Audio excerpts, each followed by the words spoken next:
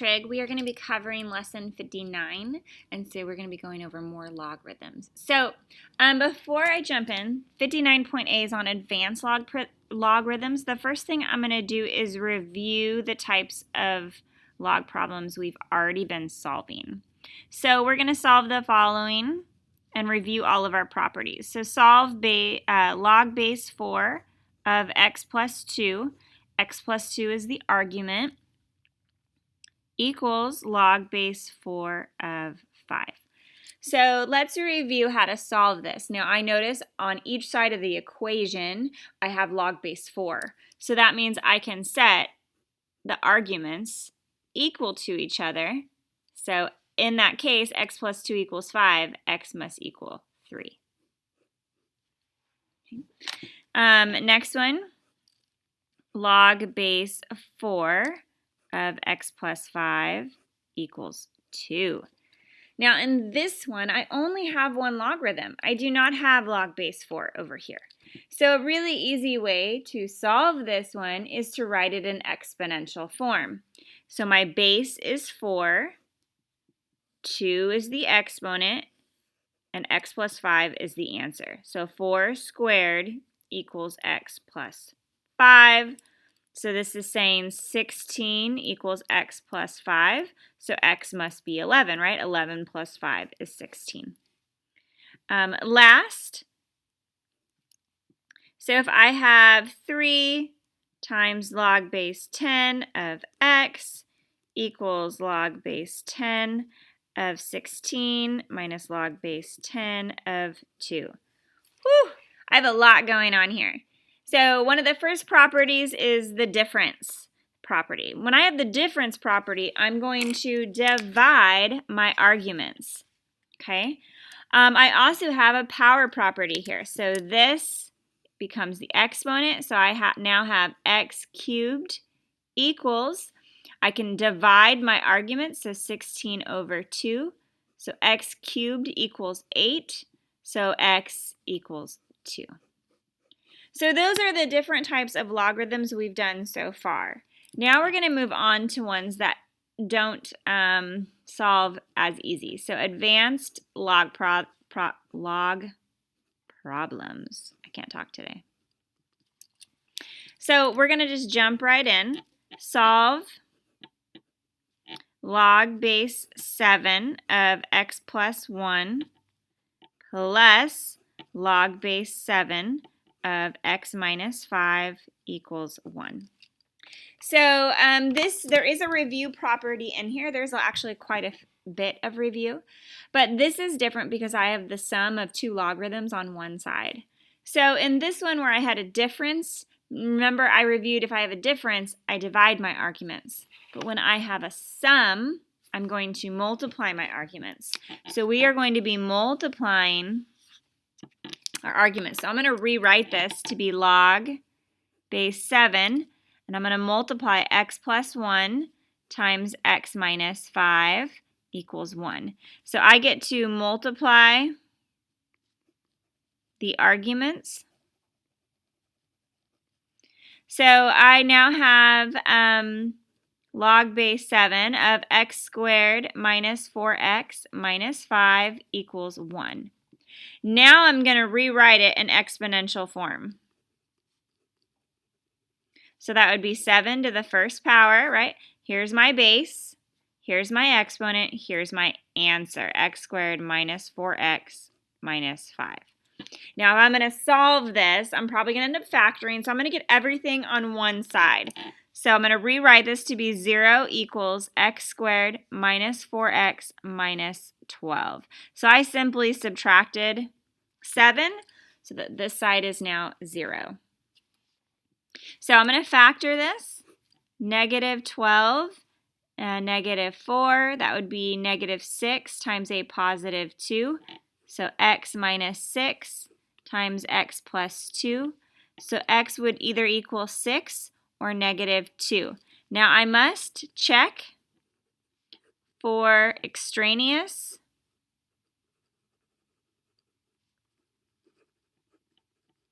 Solutions.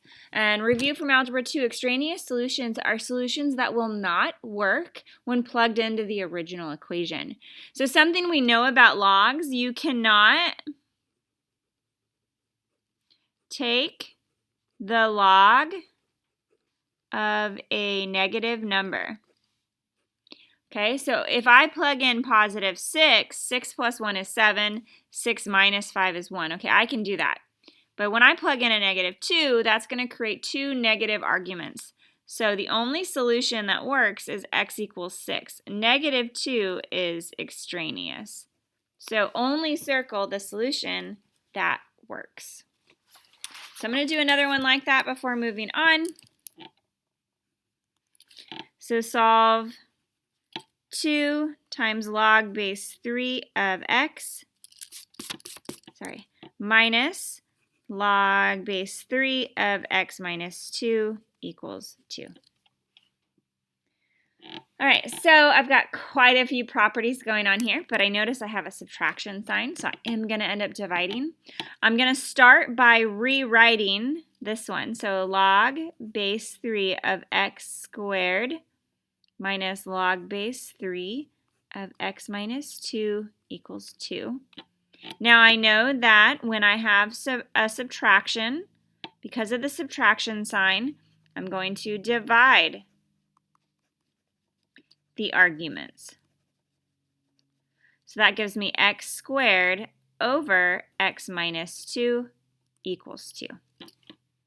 Okay, notice I wrote the first argument over the second argument. From here, I'm going to rewrite it in exponential form. So my base is 3, so it goes 3 exponent answer. So 3 squared equals x squared over x minus 2. Then I'm going to cross multiply, so I have 9 equals x squared over x minus 2. There's a 1 here, so I'm going to cross multiply. So x squared equals 9x minus 18. So this would be x squared minus 9x plus 18 equals 0. Now I'm going to factor that. So I have a positive 18 and a negative 9.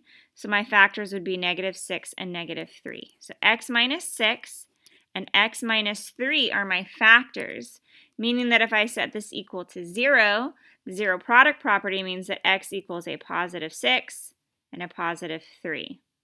And both of these, when plugged back in, will work because they both are going to produce positive arguments. Okay. So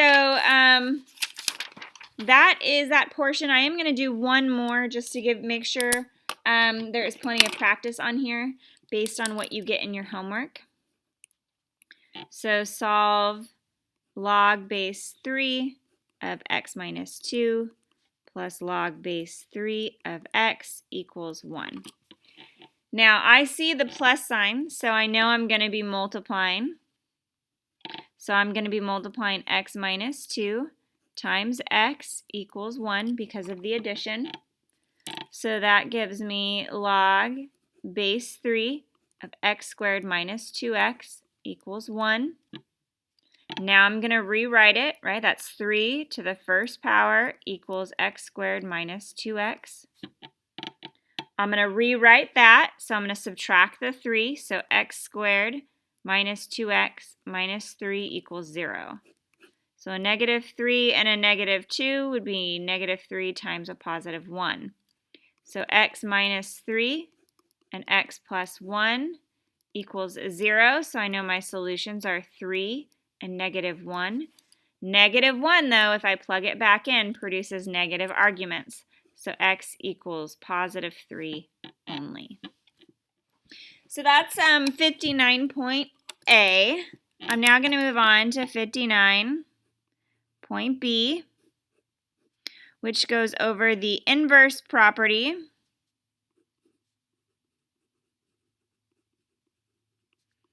of logs, and there are two.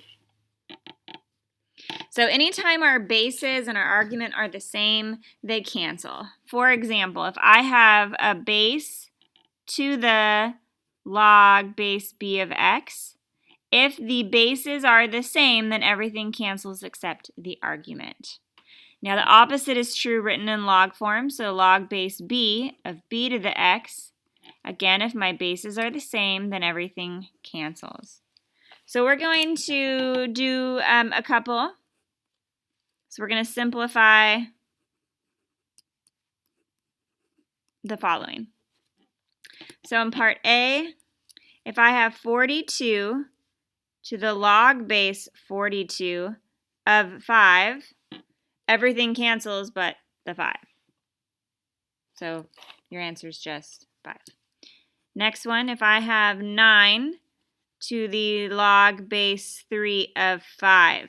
Now notice so far I have nothing that is the same. So I'm going to rewrite this. 9 is actually 3 squared. So that would be 3 times, so this would be 2 times log base 3 of 5. Which then, if I simplify that, that's 3 to the log base 3 of 5 squared, right? Because a product becomes the 5's exponent. So now everything cancels but 5 squared, which is 25. That's a more complicated one of that. All right, so next one. The natural log of e to the 6th. Now, when you see ln, that stands for natural log, but it's written backwards, like log natural. It has an invisible base, and if you look on your calculator, the base is written above it. It's the base of e, so everything cancels but the 6. Next one, 3 to the log base 3 of 4 plus log base 3 of 5. Woo! All right, now this is a review of two things, the inverse property, but also the product property. So anytime I have a plus sign, that means I'm going to multiply my arguments. So this is 20, 4 times 5. So the 3 to the log base 3 cancels, and I just have 20. So that should be what you see in your homework. I'm going to go ahead and write down the ones you're going to skip in your homework. So for homework 59, skip numbers, 2 seconds. 6, I want to write this in order, sorry. Hold on. 6, 19, 25, 26, 28 through 30. Oh, and you can also skip number 8. And that finishes that section. Thank you.